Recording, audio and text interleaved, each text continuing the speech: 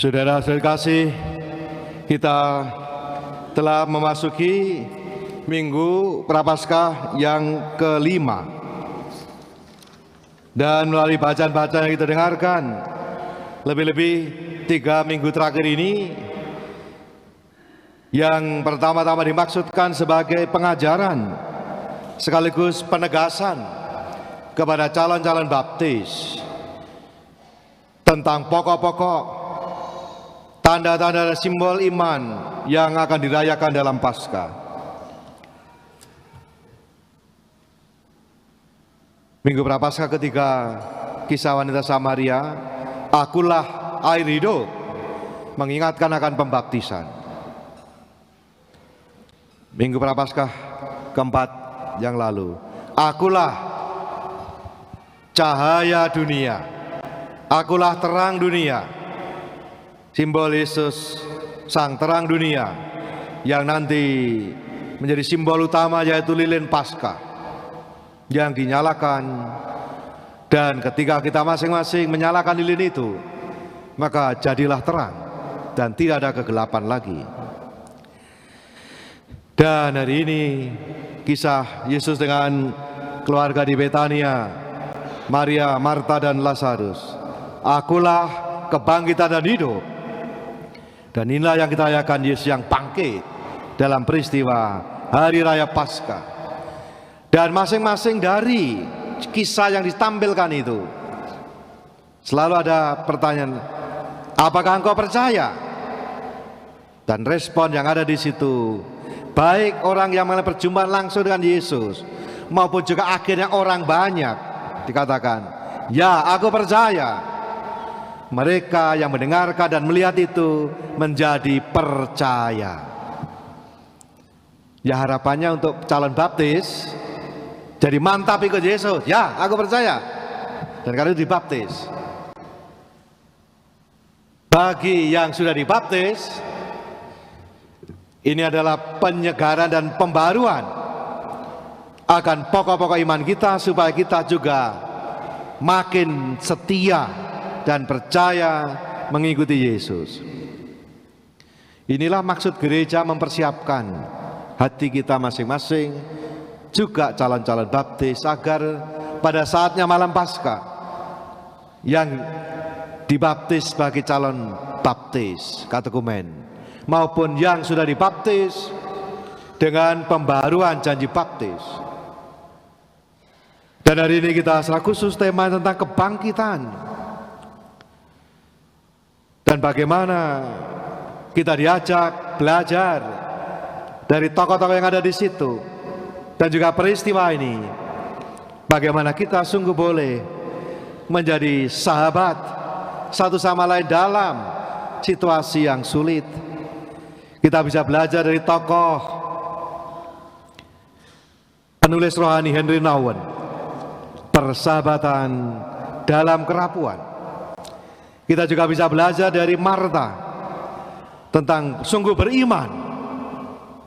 Ya, seringkali kita tergoda untuk bersikap yang sebaliknya. Dan dari refleksi kita diajak mencermati sikap-sikap apa yang membuat kita akhirnya tidak bisa mengalami kebangkitan meskipun nanti merayakan Paskah. Tapi Paskah ya pas, lewat sudah, nggak ada terjadi apa-apa, sama aja, pas ya pas, lewat. Maka kita dia mencermati sikap-sikap mana yang harus kita cermati dari 3 kisah yang kita dengarkan 3 minggu berturut-turut ini, supaya kita sungguh bahkan boleh mengalami percikan kebangkitan sebelum merayakannya. Itu yang diharapkan dari kita semua. Yang pertama tentang persahabatan. Bagaimana digambarkan Yesus memiliki persahabatan yang dekat dan akrab dengan keluarga Betania, yaitu dengan Marta, Maria dan Lazarus. Ini adalah sebuah pengalaman yang saya kira perlu kita bangun, membangun persahabatan yang sejati. Friend indeed is friend in need. Sahabat sejati hadir justru pada saat kita butuhkan, saat kita sungguh ada situasi yang membutuhkan dukungan kehadiran orang lain. Dan itulah ujiannya. Apakah sahabat-sahabat kita itu justru hadir saat di mana kita membutuhkannya, entah saat kedukaan, entah saat dalam kesulitan, entah dalam saat kesendirian. Nah, dia hadir, berarti itulah sahabat sejati. Itulah teman-teman sejati. Kita diajak membangun persahabatan yang sedemikian itu. Dan kita lihat bagaimana Yesus juga melawat dan juga hadir di dalam situasi kedukaan yang dialami oleh keluarga Betania itu. Dan tokoh yang dibangkitkan adalah Lazarus. Anda tahu artinya Lazarus? Lazarus artinya Allah lah penolongku, Tuhanlah penolongku. Maksudnya apa? Supaya pada gilirannya kita jadi penolong satu sama lain. Tidak hanya minta Tuhan menolong kita, tapi apakah kita juga akhirnya mau menolong satu sama lain, menjadi sahabat sejati. Ya, seringkali kita hanya egois, hanya ingin supaya orang Tuhan menolong kita. Tapi apakah Anda juga mau menjadi penolong satu sama lain? Nah, kalau yang menikah mau ulang AUP kan menjadi penolong yang sepadan. Satu sama lain dijadikan sebagai penolong yang sepadan. Jadi supaya kita sungguh-sungguh pada akhirnya juga mampu menjadi penolong bagi yang lain. Itulah yang diharapkan dari setiap orang Kristiani, memiliki semangat untuk selalu siap menolong satu sama lain. Kehadiran kita, empati dan bela rasa atau compassion kita, itulah selalu ciri-ciri persahabatan yang sejati. Kehadiran, empati seperti Yesus juga menjadi menangis juga bersama keluarga yang berduka. Bela rasa, sungguh-sungguh memiliki solidaritas. Seorang Henry Rowan, penulis rohani, punya ungkapan menarik. A fellowship of the weak. Persahabatan dalam kerapuan. Ada catatan menarik yang dia sampaikan begini. Satu cara yang sangat penting dalam memeluk penderitaan adalah keluar dari kecenderungan menutup diri dan enggan berbagi pengalaman kepada siapapun yang dapat menerima dengan tangan terbuka diri kita.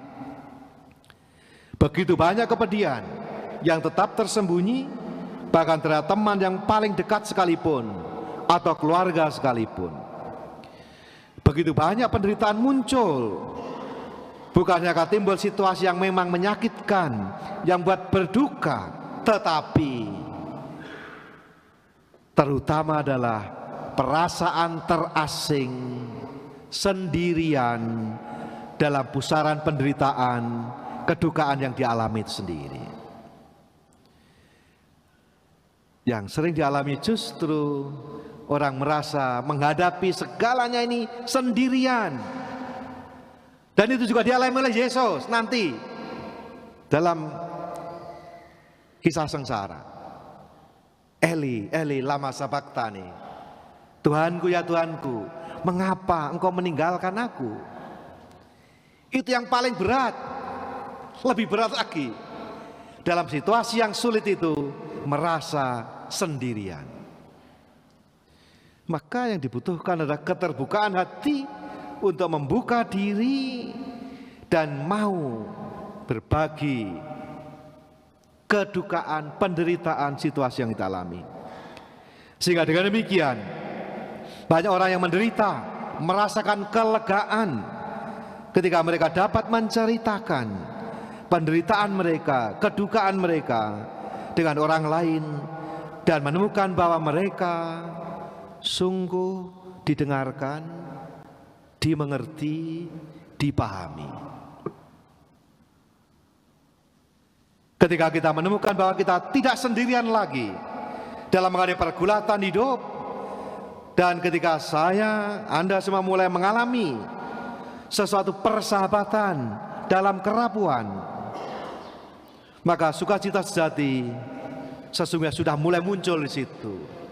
Boleh dikatakan muncullah yang namanya kebangkitan dalam hidup.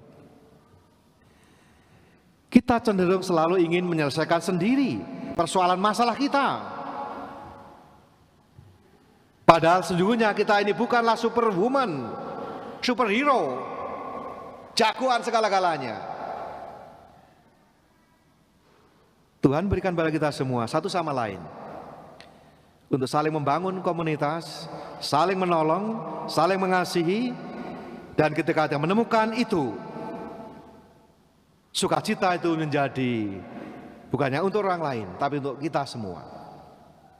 Dan harapannya juga itulah yang terjadi dalam hidup perkawinan.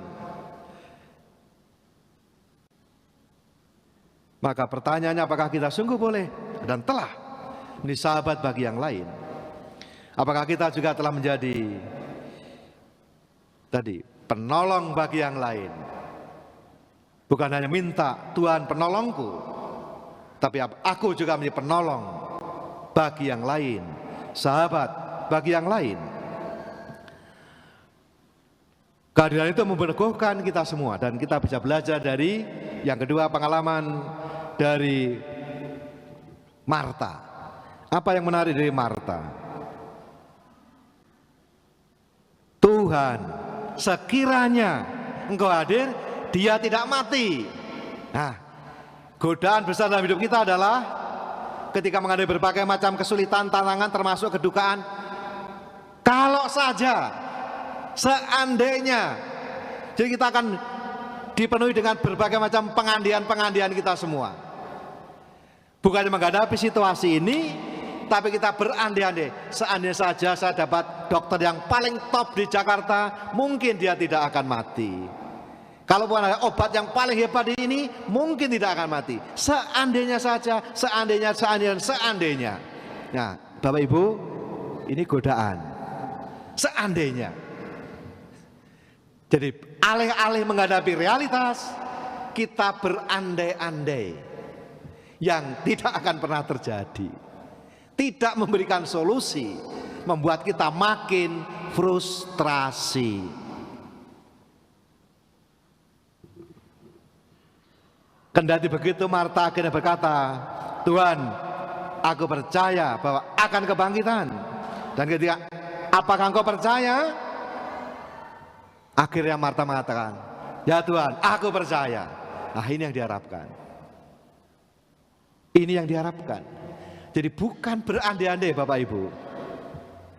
Maka ada ungkapan, to believe doesn't mean that we know all the answer. Beriman tidak berarti selesai semua masalah. Salah kalau begitu. Juga sama, bahagia berarti gak ada masalah, enggak, selalu ada masalah. Wong kita masih hidup. Jadi kalau orang tanya, Romo saya punya masalah, ya bagus, kamu masih hidup. Kalau udah gak punya masalah, kamu udah gak hidup lagi. Jadi masalah itu bukan suatu hal yang harus dihindari, harus dihadapi dan tidak berandai-andai. Maka berarti apa ya? Mari kita belajar dari 3 minggu yang lalu, supaya kita bisa bahkan mengalami kebangkitan sebelum merayakan Paskah. Sudah bisa mengalami kebangkitan. Apa? Kita bisa mencermati godaan dalam diri kita. Yang pertama, sikap curiga, bermusuhan, seperti dipelihara orang Samaria dan orang Yahudi, Yudea, selalu ribut. Kalau selalu kita menaruh curiga, bermusuhan, hidup kita tidak akan damai. Yang kedua, minggu kemarin, apa? Saling menyalahkan. Ini salahnya siapa nih? Orang buta ini salahnya siapa? Orang tuanya atau siapa lagi? Atau salah Tuhan ini jangan-jangan. Ya, mencari salah, siapa yang bisa disalahkan? Dan lalu berselisih satu sama lain. Siapa yang paling benar? Tidak menyelesaikan masalah. Yang ketiga hari ini apa? Berandai-andai. seandainya saja, atau hanya bernarasi aja ya, berwacana aja, bermimpi. Ya boleh bermimpi, tapi ada saatnya berhenti bermimpi dan aksi. Seandainya, seharusnya. Nah begitu ya, setelah semua dunia aman kalau semua seharusnya. Realitasnya dunia jauh dari apa yang Anda pikirkan. Maka yang dibutuhkan dari kita adalah, kalau kita ingin mengalami kebangkitan bahkan sebelum hari raya Paskah, apa?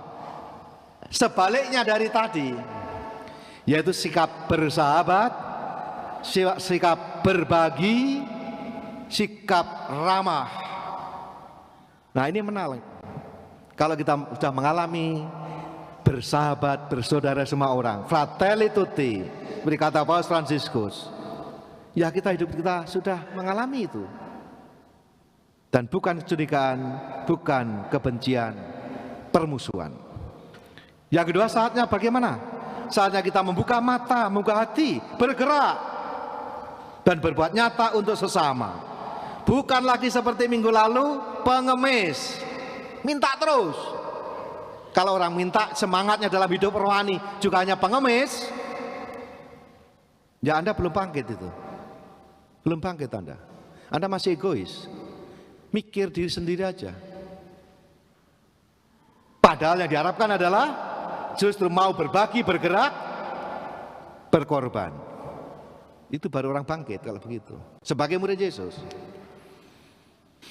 Dan yang ketiga adalah saatnya kita membangun empati, solidaritas, bela rasa dengan sesama. Nah kalau hal-hal ini kita lakukan, sesungguhnya kita sudah bangkit sebelum merayakan. Tapi kalau sebaliknya yang kita lakukan seperti yang sebaliknya tadi, permusuhan, saling menyalahkan, hanya berandai-andai selalu dalam hidup ini, tidak pernah menghadapi realitas, ya kita sebenarnya kalaupun nanti merayakan Paskah seminggu lagi, kita ya sama aja belum Paskah, belum bangkit. Kita mau rahmat Tuhan supaya kita bahkan saat ini pun boleh mengalami kebangkitan kalau kita belajar dari tokoh-tokoh yang disiapkan 3 minggu berturut-turut ini, supaya kita semakin membentuk pribadi-pribadi yang bersaudara dengan semua, yang membuka hati untuk segera bergerak dan tidak hanya mengemis dan egois, tapi menjadi orang yang mau berbagi, mau memberikan diri, dan bisa menjadi sahabat satu sama lain, bisa menjadi penolong satu sama lain. Kita mengusahakan kesejahteraan bersama. Moga-moga kita sudah mengalami percikan kebangkitan saat ini, dan nanti pada Paskah kita sungguh dipenuhi sukacita Paskah sejati. Kita sungguh telah bangkit. Bukannya Tuhan sungguh telah bangkit, tapi aku, Anda semua juga sungguh telah bangkit. Selamat memasuki pekan suci, semoga kita boleh semakin hidup dalam semangat kebangkitan dan harapan.